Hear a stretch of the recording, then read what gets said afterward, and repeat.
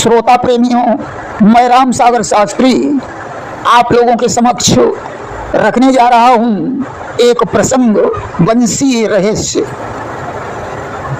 देखिए, भगवान कृष्ण की बंसी को लेकर कवियों ने अनेकों पद्य लिखे हैं। एक कवि ने लिखा कि मधुबन में गजब कर गई घनश्याम की बंसी, हर एक दिल में बस गई सुखधाम की बंसी। जिस समय कृष्ण की बंसी बजती थी तो गायें और बछड़े घास चरना बंद कर देते थे और बंसी को सुनने के लिए उत्सुक हो जाते थे। गोपी और ग्वाले बंसी को सुनकर मंत्रमुग्ध हो जाते थे। बिहारी जी ने एक दोहा लिखा है कि बतरस लालच लाल की मुरली धई लुकाई, सोह करे भौहन हसे देन कहे नटी जाई। राधा जी को बंसी से इतनी जलन हो गई कि वे उसे सौतन मानने लगी। उन्होंने सोचा कि कृष्ण बंसी पर इतने मोहित हो गए कि उन्हें हमसे बात करना भी मुश्किल है। अगर हम उनकी बंसी चुरा लेंगे तो इसी बहाने से दो चार बातें हो जाएंगी। यहाँ तक कि गोपियां कृष्ण की बंसी को सुनकर पागल हो जाती थी। एक कवि ने लिखा कि बंसी वाले मोहना बंसी ने कब बजाए, तेरी बंसी मन बसी घर अंगना न सुहाए। आखिर कौन थी ये बंसी जिसकी धुन पर त्रिभुवन बलिहार हो गया, जिससे कृष्ण को इतना प्यार हो गया? आइए जानते हैं इस बंसी का रहस्य। बंसी कोई साधारण वस्तु नहीं है। बंसी की धुन को विद्वानों ने अनहद नाद बताया है। गोपियों को नाड़ियां और मस्तिष्क को वृंदावन तथा आत्मा को कृष्ण कहा है। कुंडलिनी को राधा और रासलीला को पंच प्राण माना है। अस्तु बंसी कोई साधारण चीज नहीं है। आइए जानते हैं कौन थी ये बंसी और क्यों तथा कैसे कृष्ण को प्राप्त हुई। आइए चलते हैं उसी प्रसंग की तरफ कि त्रेता युग की बात है, सुनिए धर कर ध्यान। सिया स्वयंवर में गए लखन और भगवान। बात उस समय की है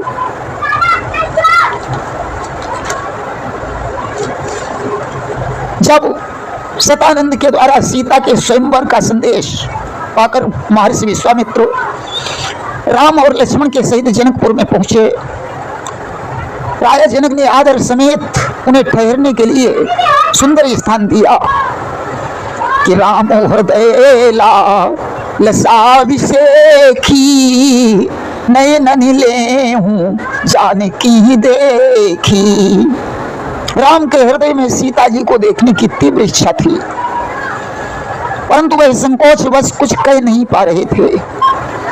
अस्तु उन्होंने विश्वामित्र से बहाना बनाया कि नाथ लखनपुर देखन चाहई, प्रभु सकोच डर प्रगट न काहई। हे नाथ, लक्ष्मण जी जनकपुर को देखना चाहते हैं, परंतु आपके डर और संकोच से कुछ कह नहीं पा रहे हैं। अगर आपकी आज्ञा हो तो मैं इनको साथ में ले जाकर नगर दिखाकर अति शीघ्र वापस लौटा लाऊं। जौ राउर आयसु मैं पावऊं, नगर दिखाई तुरत लई आवऊं। विश्वामित्र समझ गए कि राम स्वयं जनकपुर को देखना चाहते हैं, परंतु बहाना लक्ष्मण जी का कर रहे हैं। उन्होंने आदेश दे दिया कि जाई देखिया बहु नगर, सुख निधान दो भाई, सुफल करऊ सबके नयन, सुंदर बदन दिखाई। जाओ दोनों भाई नगर को देखाओ और पूर्ववासियों को अपना दर्श देकर कृतार्थ करो। आज विश्वामित्र को प्रणाम करके दोनों भाइयों ने नगर में प्रवेश किया।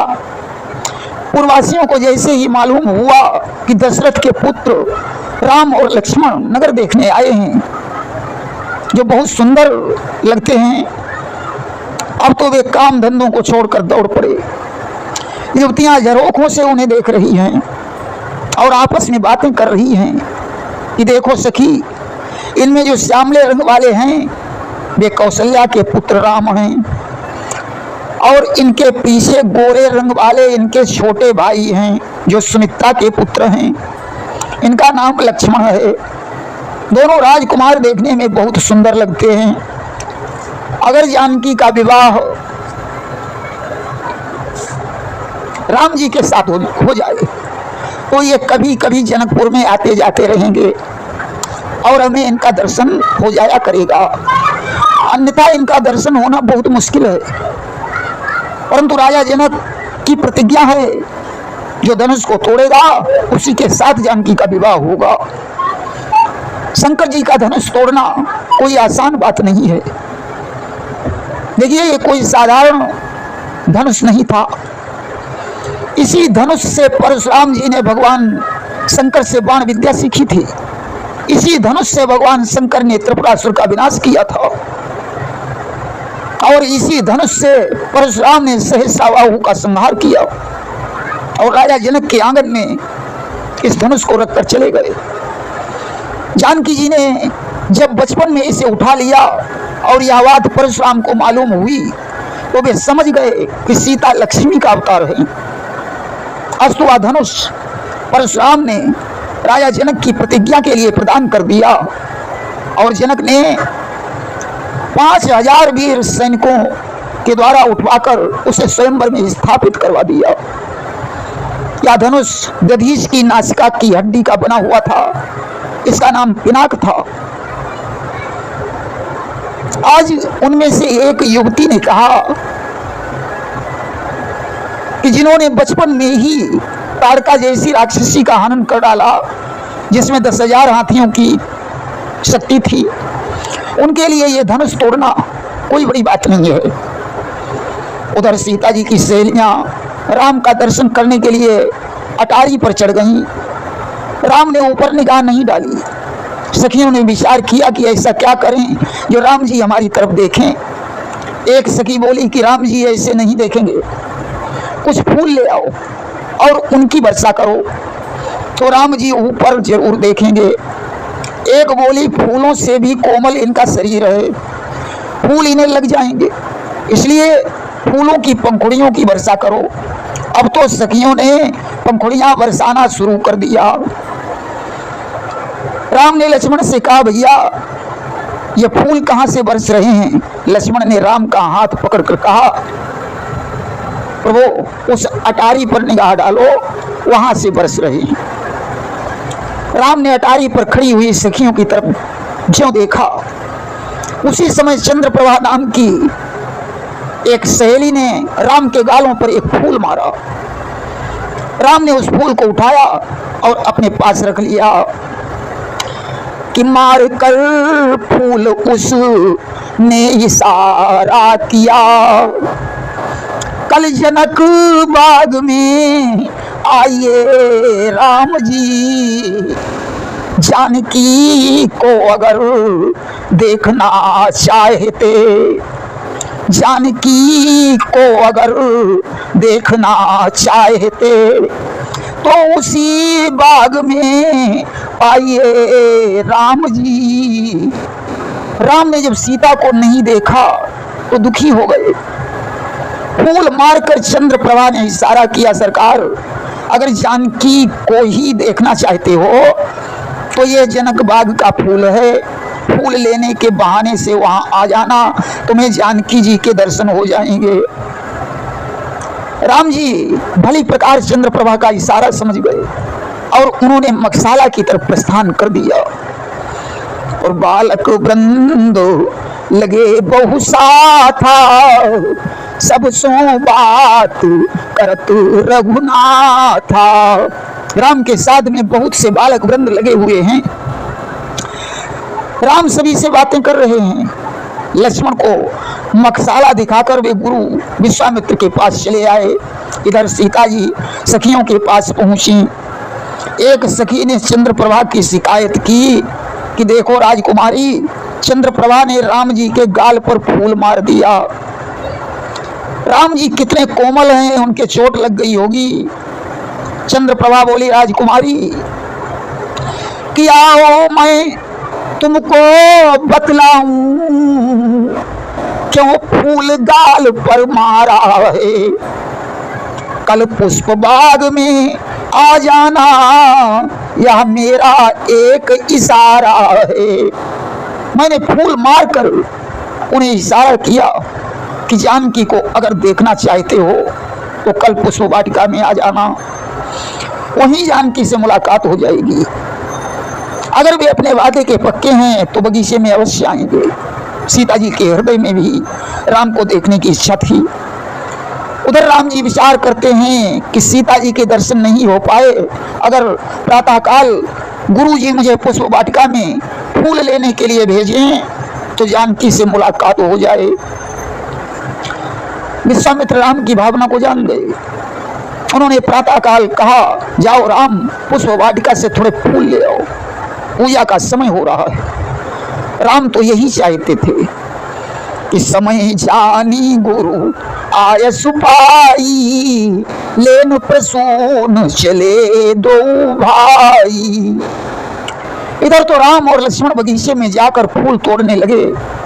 उधर सुनैना ने सीता जी से कहा, गौरी पूजन का समय हो गया, इसलिए हे सीते जाओ गौरी का पूजन कराओ। सीता जी सखियों के सहित वहां पहुंचकर गौरी जी का पूजन करने लगी। चंद्रप्रभा ने विचार किया कि लाओ देखें राम ने हमारा इशारा समझ पाया या नहीं, बगीचे में आए या नहीं।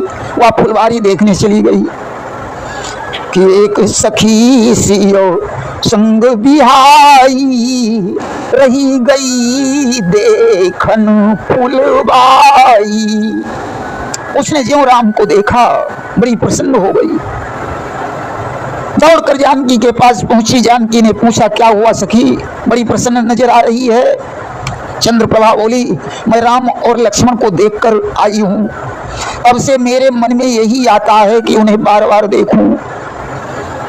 कि हम पे चलाई गए टोना, किशोर गौर सामरे सलोना। हम पर चलाई गए टोना, किशोर गौर सामरे सलोना।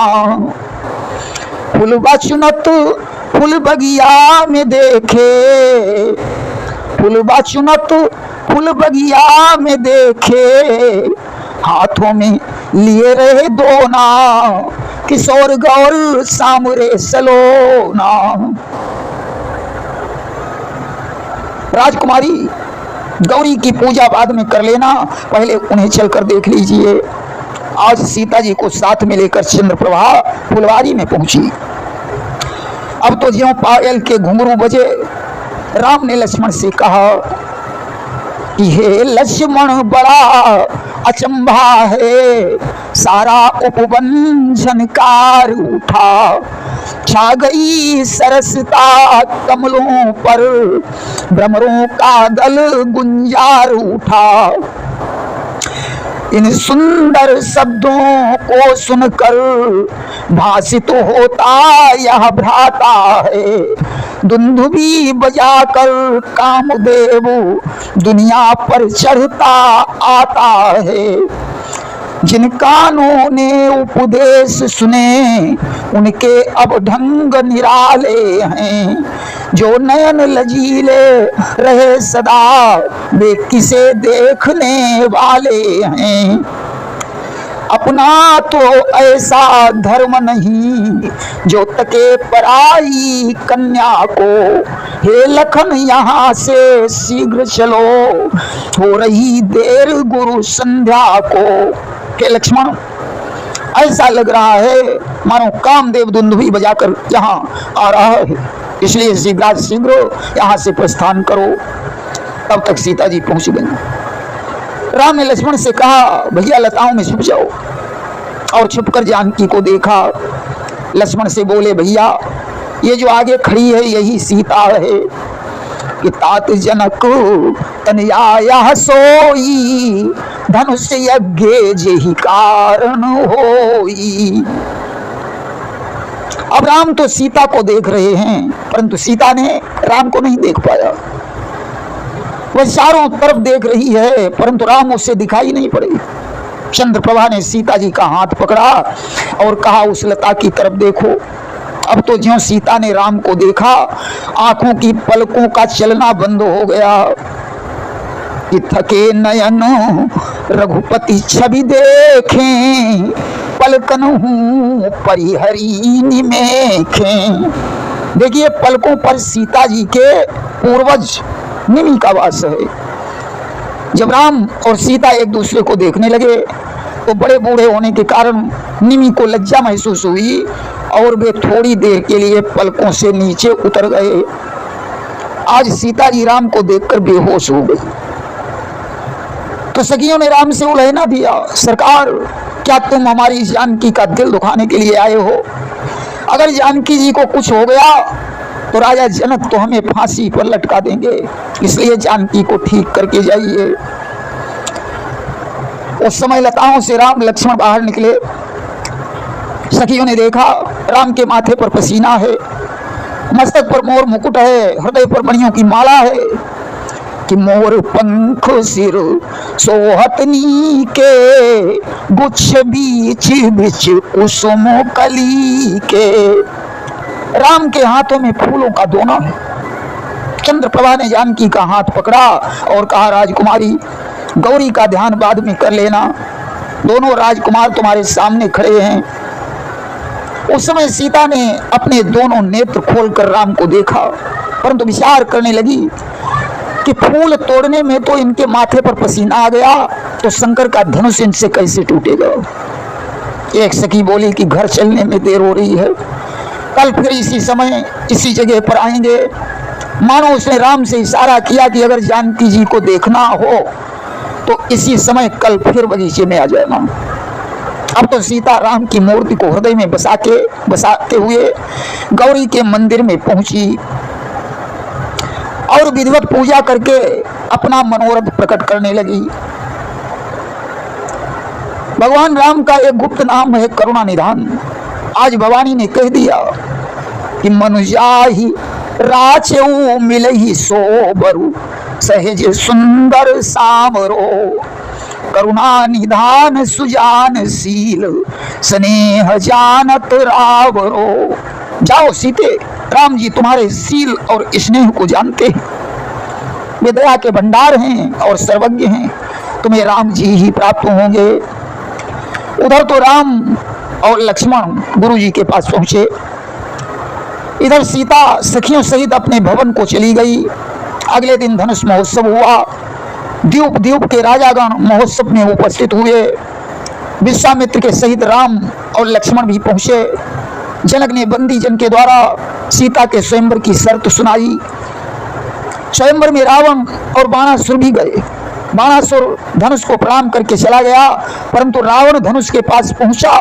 उसने देखा कि धनुष के ऊपर विधाता ने अपने अक्षरों में कुछ लिख रखा है। क्या कि यह शिव धनुष तोरी है जोई, पिता मरण ताही कर होई, तापस वेश विशेष उदासी, नारी समेत होई बनवासी। रावण ने पढ़ा इस धनुष को जो तोड़ेगा उसके पिता की मृत्यु हो जाएगी और पत्नी समेत उसे वनवास भोगना पड़ेगा। रावण ज्योतिष शास्त्र में प्रवीण था। उसने राजाओं के मस्तकों की तरफ देखा। जब उसने राम को देखा कहने लगा कि हे अवधेश, इस धनुष का तुम ही खंडन करोगे, क्योंकि तुम्हारे मस्तक पर ऐसा ही लिखा है। मैंने अगर धनुष नहीं तोड़ा तो एक प्रतिज्ञा अवश्य करता हूं कि मैं सीता को एक बार लंका अवश्य ले जाऊंगा, उसका परिणाम चाहे जो कुछ भी हो। इतना कहकर रावण वहां से चला गया। अब तो 10,000 राजाओं ने एक साथ मिलकर धनुष को तोड़ना चाहा, परंतु वे हिला तक नहीं पाए। तब जनक को खेद हुआ। उन्होंने कह दिया, मालूम पड़ता है पृथ्वी पर कोई वीर नहीं रह गया है। लक्ष्मण की भक्ति कमान हो गई। उन्होंने कहा, जनक, रघुवंशी राम के होते हुए तुम ऐसे अपमानजनक शब्द कैसे कह सकते हो? अगर गुरु जी की आज्ञा मिले या राम का आदेश हो तो इस धनुष की बात ही छोड़ो, मैं सारे ब्रह्मांड को उठाकर कच्चे घड़े के समान फोड़ सकता हूं। राम ने लक्ष्मण को इशारा किया कि बड़े बूढ़ों के सामने ऐसे शब्दों का प्रयोग नहीं करते। विश्वामित्र ने देखा जनक को खेद हो रहा है, उन्होंने राम को आदेश दे दिया कि उठहु राम भंजहु भवचापा, मेटहु तात जनक परितापा। राम ने गुरु जी को प्रणाम किया और धनुष के पास पहुंचे। मन ही मन शिव का ध्यान किया। उधर सीता जी की सखियां चिंता में डूब गईं, विचार करने लगी कि बड़े बड़े वीर जिस धनुष को नहीं तोड़ पाए, वह धनुष इनसे कैसे टूटेगा। सीता जी मन ही मन भवानी का ध्यान कर रही हैं। गणेश और गौरी को मनाकर उन्होंने धनुष की तरफ देखा और धनुष से कहने लगी कि हे महादेव के प्यारे धनुष, तुम हल्के हो जाओ। धनुष ने कहा कि मैं कितना हल्का हो जाऊं। सीता ने विचार किया, अब मैं ये कैसे कह दूं कि तुम 50 ग्राम के हो जाओ। कहीं राम ने 50 ग्राम का वजन भी नहीं उठा पाया। सीता को ध्यान आया, अगर मैंने कहा कि तुम फूल के समान हल्के हो जाओ, तो फूल को भी उठाने में राम के माथे पर पसीना आ गया। आज तो ये धनुष से कहने लगी कि हे धनुष, तुम स्वयं देख लो राम जी कितना वजन उठा सकते हैं, उसी हिसाब से हल्के हो जाओ। निज जड़ता लोगन पर डारी, रघुपति है निहारी। राम ने मन ही मन गुरु को प्रणाम किया और धनुष को उठा लिया। उन्होंने धनुष कब उठाया, कब चढ़ाया, कब तोड़ डाला, ये किसी ने भी नहीं जान पाया। उतहि क्षण मध्य राम धनु तोरा, भरे भुवन धुनि घोर कठोरा। धनुष टूट गया। सीता जी राम को जयमाला पहनाने के लिए आगे बढ़ी। अब बिना झुके सीता जी जयमाला भी नहीं पहना सकती थी। चंद्रप्रभा आगे बढ़ी, उसने राम से निवेदन किया कि जरा झुक जाइयो रघुवीर, रघुवीर मेरी सखी जानकी छोटी है। जरा झुक जाइयो रघुवीर, मेरी सखी जानकी छोटी है। रघुनाथ अहिल्या तारी है और दुष्ट ताड़ का मारी है। हे वीर और रणधीर, रघुवीर जानकी छोटी है। राम ने कहा रघुवंशी झुकना नहीं जानते। तब सीता ने लक्ष्मण की तरफ देखा और कहने लगी कि वो शेष के अवतार जरा पृथ्वी उठा दे, तू पृथ्वी उठा दे। ये भाभी तेरे, ये भाभी तेरे, ये भाभी तेरे भैया को जयमाल पिन्हा दे, जयमाल पिन्हा दे। सीता ने मन ही मन लक्ष्मण से कहा कि तुम तो शेष के अवतार हो, थोड़ी पृथ्वी को ऊपर उठा दो तो मैं तुम्हारे भैया को जयमाला पिन्हा दूं। लक्ष्मण ने सोचा कि भाभी प्रेम में पागल हो रही हैं, अगर हम पृथ्वी को उठाएंगे तो राम जी भी उठ जाएंगे, ऐसे काम नहीं चलेगा। लक्ष्मण जी उठे और राम के चरणों में गिर पड़े। राम जी लक्ष्मण को उठाने के लिए झुके, तभी सीता ने उनके गले में जयमाला डाल दी। अयोध्या से बारात आई, राम का विवाह हुआ। जिस समय कुंवर कलेवा हो रहा था, उस समय नारियों की भीड़ लगी हुई थी। बहुत सी युवतियों की ऐसी कामना थी कि राम जी हमारे पति बनते तो कितना अच्छा होता। सीता जी की 8 सहेलियां राम के पास खड़ी हुई यही कामना कर रही थीं कि मैं भी राम की पत्नी होती तो सीता जी का वियोग सहना नहीं पड़ता। अभी विदाई होने के पश्चात हम लोगों को रोना पड़ेगा।